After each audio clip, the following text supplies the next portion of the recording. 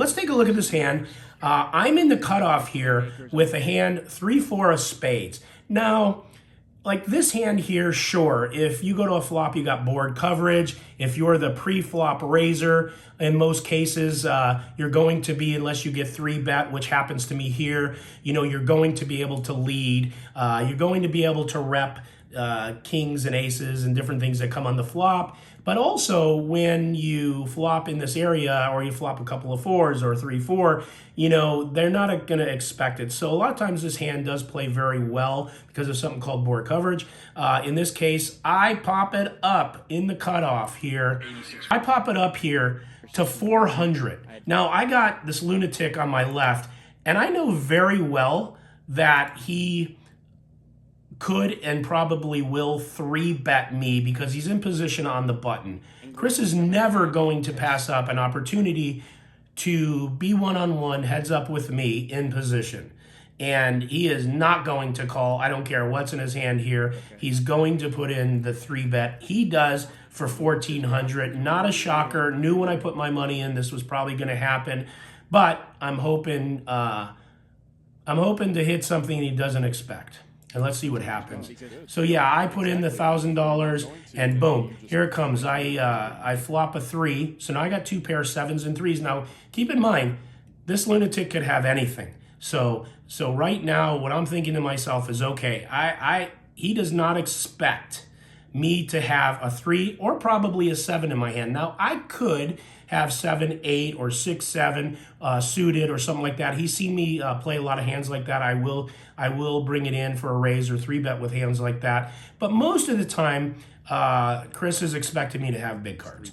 And so I hit the 3 here, and I think to myself, well, what's the best thing to do against a guy like him? And I decide to check it over because I don't think Chris could ever help himself, especially with a flop like this where he thinks it's not my range. He is going to try to take this pot down. In true fashion, Chris puts in 2,000.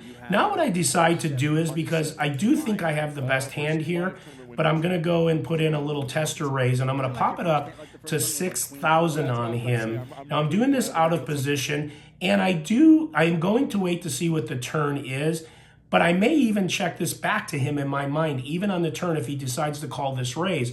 Because again, you can't bloat the pots too much with Chris because he'll never go away, and you can't make any moves. And you can always depend on him to put money in the pot. You don't have to always bet your own hand. So this is what happens. He puts 2,000 in. I call. There's no way I would fold this in a million years against him. I got 2 pair. I raise to 6,000. Of course, Chris with just jack high, no diamonds, is doing what Chris does, and he makes the call. And most players in their right mind would let this go at this point, put me on a big pair, something like that. But Chris, when he puts this money in, now I don't know what he has, of course. He only has jack high. But what Chris is thinking, when he put this money in, he's going to try to take this pot from me. He's going to try to bully me out of this pot. So that's what he's thinking no matter what happens here. There is no reason for him to put in another 4,000 without a plan. And so he does that. And we're going to go to a turn.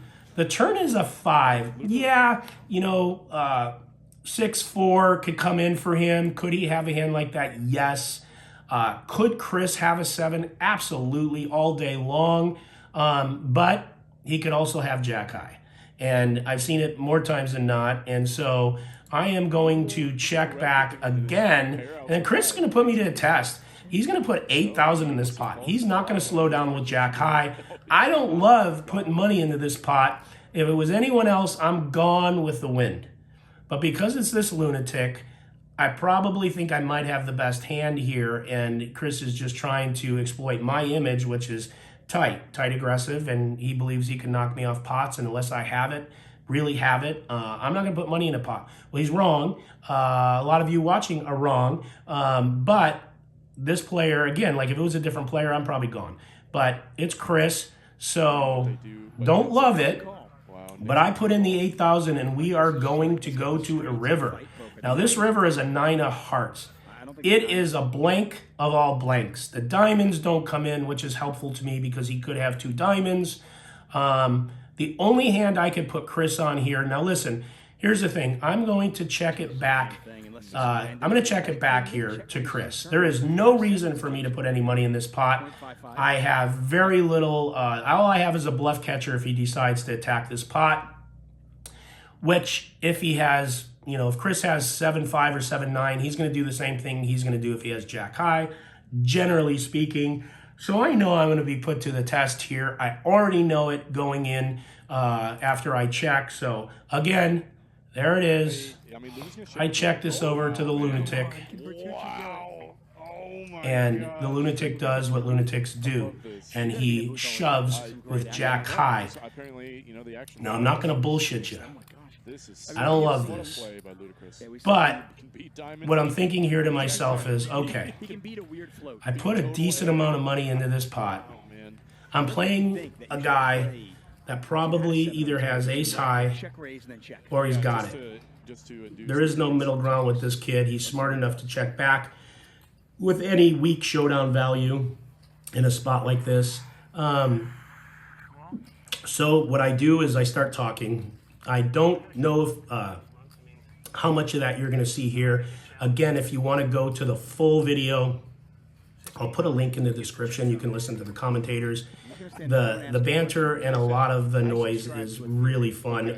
We do edit these videos so you don't have to sit here and watch you know, another 10 minutes of the hand, because there's some tanking, we're taking our time, etc. So now I'm put to the test for another 16,540, basically effectively putting me all in. I might have a couple K left. And what I do is decide to take my time. I kind of showboat and get up and say I'm going to go get the chips out of my bag. I get the chips out of my bag. I ask the dealer 3 or 4 times, how much is it? I'm looking for anything from Chris. I'm watching him out of the corner of my eye, the peripheral. I'm looking to see if there's any reaction, if he looks calm, nervous. I don't get much out of him. He's pretty good at just holding his composure. But I make a decision probably about halfway through my rant, and that is, do I want to be bluffed by this donkey? And this isn't like, don't do this stuff at home. This is not a hand you want to play like this. And I don't want to say most of the time, almost all of the time. It's just this player dependent. But I really thought to myself, I could be good here. I thought I had a 50% chance of being good here, and that is the truth. And I would rather have just put the money in. I don't know why. I'd rather give him the money than be bluffed. There's something about it, especially this donkey. And, you know, I talk, and then I just quickly, before I lose my nerve, just put the money in fast. He says full house, screwing with me, which I believed. And then he turned his hand over, and it took me a minute to see what the hell he has. And when I realized it was jack high, I flipped my hand over. The table goes nuts. And in this hand here, you will hear Chris, if it's not in this video, then it'll be in the one in the link. You'll hear Chris tell me, that is the worst call I've ever seen in my life. And I said, thank you. And again, wound up printing a really big pot here and a really big profit. And like I said in one of my other videos, this was a day that Chris got me healthy for about $130,000 profit